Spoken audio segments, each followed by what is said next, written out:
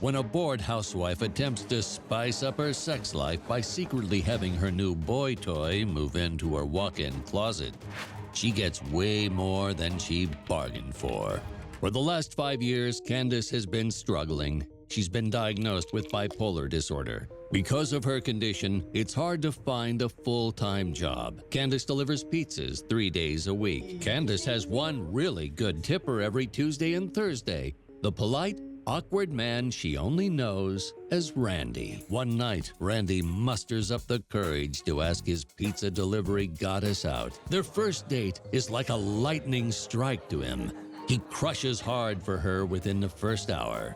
Candace accepts Randy's surprise marriage proposal. Candace and Randy tie the knot in a small ceremony at the county courthouse. Then they move into a new home in an affluent Roanoke neighborhood. They build a thriving business. The store requires all of Candace and Randy's time and energy, and before they know it, the couple has spent every minute living and working together for 10 years. Eventually, the stress of owning and running a successful business and the strain of spending too much time together takes its toll on Candace and Randy's marriage. Fed up and claustrophobic, Candace moves out and gets her own place. Over the next few months, Randy does his best to convince his wife to come home. On her part, Candace starts to realize life on her own again isn't quite as spectacular as she remembered. She also realizes that things about Randy aren't so bad and that she actually really likes one thing in particular: his money. She makes up her mind to return home to her husband and to their somewhat blah but unfailingly steady and stable life. Then, one afternoon, a few months later, things take a dramatic turn. A frightened Candace frantically beats on her neighbor's door. When the woman answers, Candace pleads with her to call 911. Her husband, Randy, has just been murdered.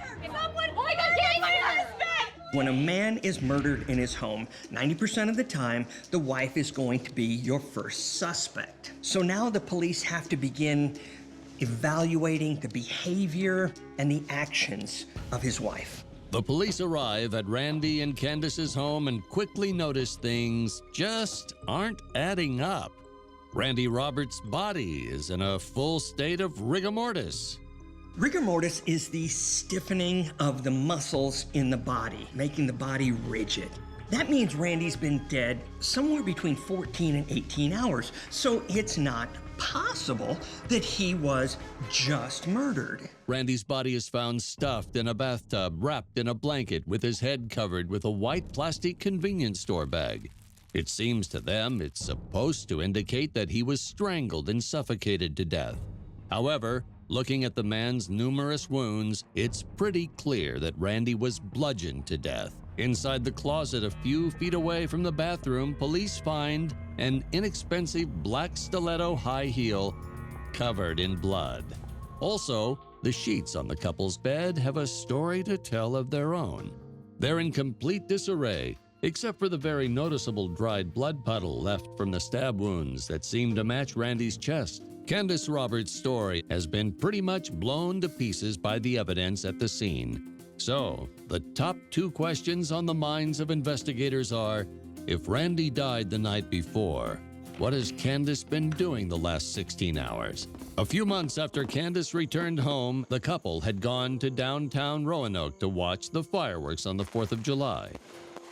After the show, Randy wanted to go home and turn in for the night. Excited by the spectacular show, Candace wanted to stay out late and hit up a few bars and party for the night. Yes, see you in the morning. Okay, sleep good. Bye. Love you. Randy begrudgingly accepts and goes home, leaving Candace by herself. As she walks into the bar across the room, she locks eyes with an exotic stranger.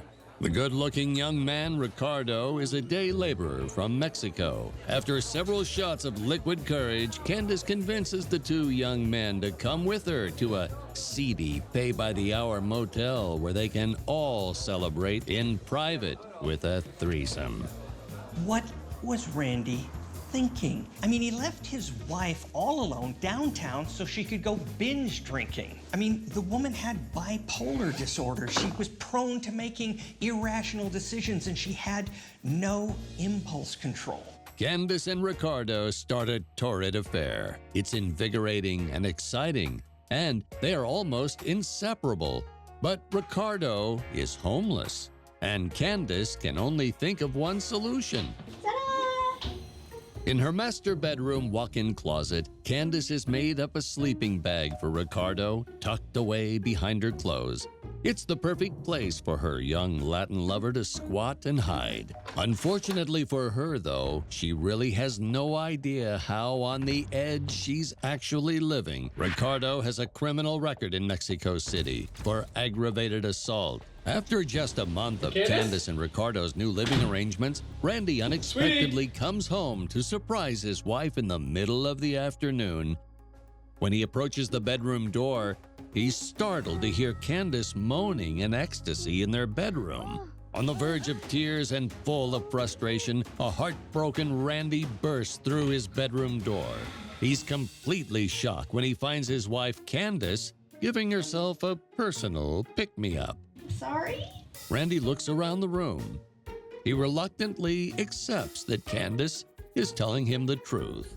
Later that night, Randy tucks himself into bed next to his wife Candace and tries to go to sleep. As he's lying there in the quiet of the night, Randy hears something. It sounds to him like a man snoring. Randy rushes to his wife's closet and flings open the door. Oh my God! A startled Ricardo looks up as Randy pulls him out from under Candace's clothes. Who is this? Candace runs over to the closet in a flurry, trying to explain. Randy tells Candace he's going for a walk to calm down. Candace is confused on what to do and how to handle the situation. But Ricardo calms her down and realizes he has to get rid of Randy. When Randy returns home from his walk, Ricardo appears out of nowhere, jumping him from behind, and violently beats Randy to death with one of Candace's high-heel shoes. The murderous duo are emboldened by their heinous crime and celebrate by dragging Randy's lifeless body into the king-size bed with them. They proceed to have sex over and over again while Randy's corpse lies next to them. They even go as far as to record it and smile for the camera as they upload it to the cloud so that they can share it with Ricardo's buddies from the 4th of July. When they're done, they take Randy's body into the bathroom, and that's when they decide to cover his head with the white plastic bag. After a restful night's sleep, Candace gets up bright and early and pretends it's just another normal day. Run to the hardware store. Okay. She grabs a shovel, plastic sheeting, duct tape, bleach, and some sodium hydroxide. Candace leaves the hardware store, but gets a worried phone call from her mother-in-law. She hasn't heard from Randy for their daily 1 p.m. chat, and he's not answering his phone. Candace quickly tells her mother-in-law Randy's really under the weather and he'll call when he's feeling better. Randy's mother offers to bring her son some soup. She promises it's not necessary, but recognizes her lies are only going to buy her so much time with Randy's mom. That's when she hatches her scheme to turn in her young lover and blame him for murdering her husband in a jealous rage. As she drives up to her house, she jumps out of the car, running desperately to her neighbor's front door. The police quickly arrive at the Roberts home and find Randy's dead body in the master bathroom covered in a blanket. They hear odd noises coming from the master bedroom closet. With guns drawn, police throw open the closet door, and they are truly shocked at what they see next. Candace Roberts' young boy toy is sprawled out on a sleeping bag in his underwear. Get down, get down, get down. They quickly arrest Ricardo for Randy's murder and put him in handcuffs. Candace Roberts has just dodged a major bullet, at least in her own mind. Her young lover has just been arrested for the first-degree murder of her husband, Randy.